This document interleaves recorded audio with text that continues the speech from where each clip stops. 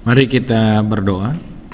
Bapa di sorga, dalam nama Tuhan Yesus Juru Selamat kami yang hidup, oleh pertolongan Roh Kudus-Mu mengucap syukur saat ini karena kami kembali diberi kesempatan untuk mendalami firman Tuhan. Biarlah firman Tuhan selalu membangun kehidupan kerohanian kami, supaya kami boleh teguh kuat di dalam pengiringan, dalam pelayanan kami kepada Engkau. Terpujilah nama-Mu, dalam nama Yesus kami berdoa. Amin. Ya, Shalom Bapak Ibu Saudara sekalian, sedang jemaat dan khususnya para pencinta firman Tuhan. Ya, kita bertemu kembali untuk belajar firman Tuhan dalam masa-masa persiapan kita bernatal di tahun ini. Nah, hari ini kita akan membaca firman Tuhan dari kitab Lukas pasal yang kedua. Lukas pasal yang kedua, ayat yang keempat sampai dengan yang keenam. Demikian firman Tuhan, seperti ada tertulis dalam kitab nubuat-nubuat Yesaya, ada suara yang berseru-seru di padang gurun, persiapkanlah jalan untuk Tuhan, luruskanlah jalan baginya. Setiap lembah akan ditimbun dan setiap gunung dan bukit akan menjadi rata, yang berliku-liku akan diluruskan, yang berlekuk-lekuk akan diratakan, dan semua orang akan melihat keselamatan yang dari Tuhan. Ya, hari ini kita merenungkan tema perintis jalan Tuhan. Siapakah yang dimaksud oleh nubuatan kitab Nabi Yesaya ini, yang ditulis kurang lebih sekitar tahun 700-an sebelum Masehi? Yaitu adalah satu pribadi yang luar biasa, adalah pribadi Yohanes, yang dikenal juga dengan nama Yohanes Pembaptis. Nah, kita belajar dari pribadi perintis jalan Tuhan yang bernama Yohanes. Yang pertama, Yohanes ini adalah orang yang diurapi, dipenuhi oleh Roh Kudus sejak rahim ibunya. Nah, itu yang kita baca dari kitab Lukas pasal yang pertama, ayat yang ke-14 dan 15. Engkau akan bersukacita dan bergembira, bahkan banyak orang akan bersukacita atas kelahirannya itu, sebab ia, Yohanes, akan besar di hadapan Tuhan, dan Yohanes tidak akan minum anggur atau minum keras, dan ia akan penuh dengan Roh Kudus mulai dari rahim ibunya. Wah, bayangin aja saudara, penuh Roh Kudus dari rahim ibunya. Ini betul-betul adalah pribadi yang telah dipersiapkan oleh Tuhan untuk merintis jalan bagi Kristus, ya, bagi Tuhan Yesus. Ya.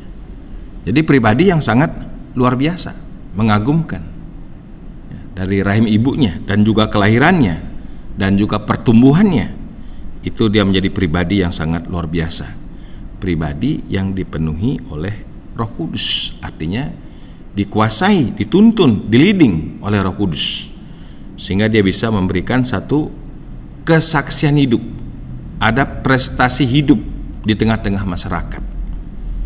Ya, jadi luar biasa. Kenapa?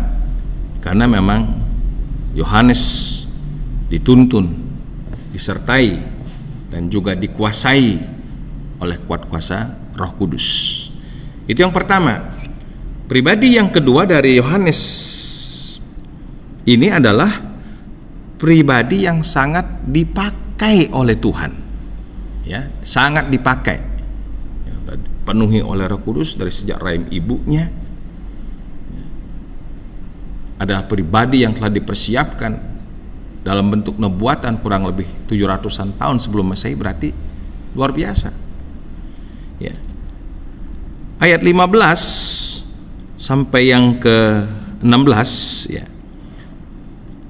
Ayat 16 sampai 17, ia akan membuat banyak orang Israel berbalik kepada Tuhan Allah mereka, dan ia akan berjalan mendahului Tuhan dalam roh dan kuasa Elia untuk membuat hati bapak-bapak berbalik kepada anak-anaknya dan hati orang-orang durhaka kepada pikiran orang-orang benar, dan dengan demikian menyiapkan bagi Tuhan suatu umat yang layak baginya. Jadi kalau kita lihat di sini, ya berarti bahwa Yohanes ini pada waktu dia memulai satu pekerjaan Tuhan sesuai dengan waktu Tuhan, dia memiliki sebuah prestasi pelayanan yang sangat mengagumkan, luar biasa. Dan memang itu dicatat oleh kitab Injil, ya, bahwa di seluruh pelosok penduduk Israel dari berbagai desa, kampung, kota datang berbondong-bondong ke Sungai Yordan untuk apa? Minta dibaptis oleh Yohanes. Maka dikenal sebagai Yohanes Pembaptis. Ya, dia memberitakan tentang kerajaan surga. Ya, bertobatlah kamu karena kerajaan Allah sudah dekat. Itu adalah poin atau inti pemberitaannya, yang sangat diurapi oleh Roh Kudus. Ya, karena sebelumnya antara perjanjian lama sampai perjanjian baru kurang lebih 400 tahun terjadi masa kegelapan. Tidak ada suara nabi. Tidak ada suara nabi. Sehingga manusia hidup tanpa arah dan tujuan. Nah, waktu Yohanes muncul di padang gurun, ya, menggenapkan nubuatan Tuhan sebagai pribadi yang berseru-seru di padang gurun untuk meluruskan jalan dan mempersiapkan jalan bagi Tuhan. Semua penduduk kampung, kota datang pada Yohanes minta dibaptis. Suara yang sangat luar biasa, perkataan yang sangat diurapi. Artinya bahwa saya katakan dia pribadi yang dipenuhi Roh Kudus, itu berarti dia memiliki satu prestasi kesaksian hidup dari sejak rahim ibunya sampai dia melakukan tugas-tugas pekerjaan Tuhan. Yang kedua, pada waktu dia sudah mulai pekerjaan Tuhan, ada sebuah prestasi pelayanan, ya, prestasi pelayanan yang sangat mengagumkan, spektakuler. Itu dahsyat, luar biasa. Dan banyak orang bertanya tentang pribadi Yohanes ini. Apakah dia Mesias? Jadi banyak orang berpikir dia adalah Mesias. Namun walaupun demikian, yang ketiga, nah ini yang luar biasa, ya, pribadinya dipenuhi Roh Kudus, pelayanannya memiliki prestasi yang luar biasa oleh karena Roh Kudus, ya. Tetapi yang ketiga, ia adalah seorang yang sangat rendah hati. Wah, ini yang mengagumkan. Kalau kita lihat kan prestasinya sangat luar biasa, dahsyat. Kalau seandainya Yohanes tidak kenal siapa dirinya, tidak sadar akan panggilan Tuhan, dia bisa men-take over. Dia gunakan semua prestasi ini, ya, untuk mengklaim dirinya sebagai Mesias. Bisa, sangat bisa, karena sudah banyak orang berpikir nih, mujizat terjadi luar biasa. Apakah dia ini Mesias? Saudara, pada waktu orang memperkirakan dia Mesias, maka dia menjawab, ya, Lukas pasal yang ketiga ayat yang ke-16. Ya, kita sampai kepada Lukas 3 ayat yang ke-16. Mungkin saya baca 15. Tetapi karena orang banyak sedang menanti dan berharap, dan semuanya bertanya dalam hatinya tentang Yohanes, kalau-kalau ia adalah Mesias. Wah, kalau-kalau dia Mesias, karena dahsyat, luar biasa. Tapi apa kata Yohanes?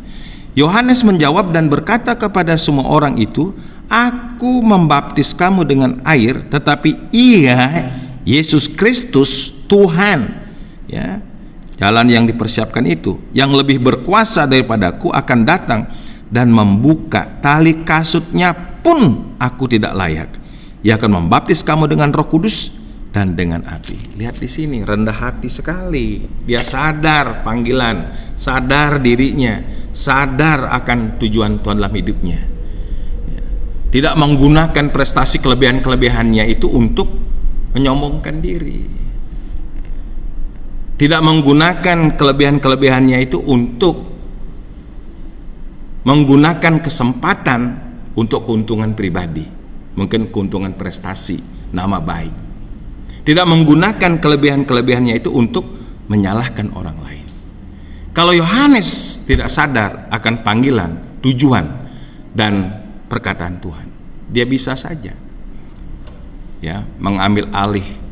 Dia bisa mengatakan aku ini Mesias. Tapi Yohanes sadar dirinya. Dia seorang yang sangat rendah hati, jelas mengerti panggilan Tuhan. Nah, saudara, di sini kita akan mau belajar dalam mempersiapkan Natal.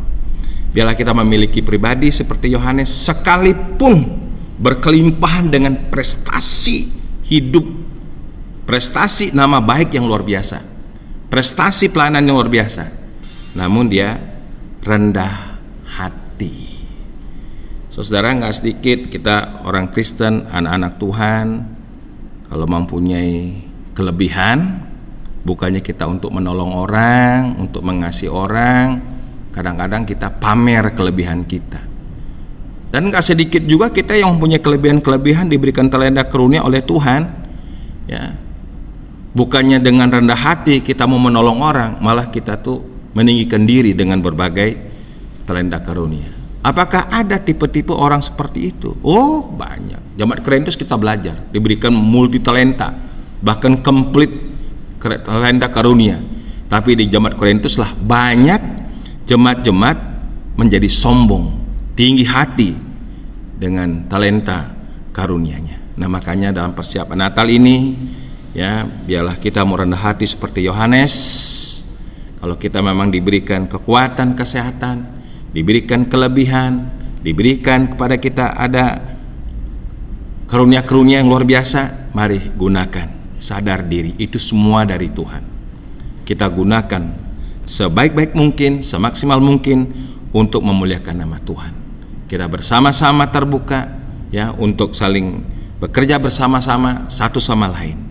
Jangan kelebihan-kelebihan itu menjadi kesombongan, tapi kelebihan-kelebihan itu dalam hikmat Tuhan, dalam kasih Tuhan, untuk kita menolong orang lain, melihat panggilan Tuhan, supaya kita boleh sehati sepikir, ada damai sejahtera, sehingga damai Natal itu betul-betul melimpah, memenuhi hidup kita, memenuhi jiwa kita. Ya, karena apa? Karena kita adalah pribadi yang rendah hati, sadar panggilan Tuhan, sadar tujuan Tuhan, sadar apa yang Tuhan kehendaki, sadar bahwa segala apa yang ada pada kita ini adalah milik Tuhan. Apa yang kita punya, apa yang kita bisa, itu semua adalah kasih karunia-Nya. Saya berdoa, biarlah kiranya dengan renungan singkat persiapan Natal ini saya mengajak, jadilah pribadi perintis jalan Tuhan seperti Yohanes Pembaptis. Ya, biarlah tema kita perintis jalan Tuhan, itu boleh memberkati kita hari ini untuk mempersiapkan Natal. Tuhan memberkati kita. Haleluya. Mari kita berdoa. Bapa di surga, terima kasih kami belajar dari seorang pribadi perintis jalan, Yohanes Pembaptis. Betapa luar biasa mengagumkan pribadi ini, namun dia sadar akan panggilan tujuan Tuhan. Biarlah kiranya kami seperti Yohanes menjadi pribadi yang rendah hati, sehingga segala kelebihan, kecakapan, kekuatan yang Tuhan beri bukan untuk menghakimi, bukan untuk menyalahkan orang lain, tapi justru kami gunakan untuk saling bertolong-tolongan dalam menanggung beban, supaya kiranya dalam persiapan Natal ini kami dipenuhi oleh damai sejahtera Natal dan membawa sukacita yang luar biasa. Berkati semua jemaat-Mu, dalam nama Yesus kami berdoa. Amin.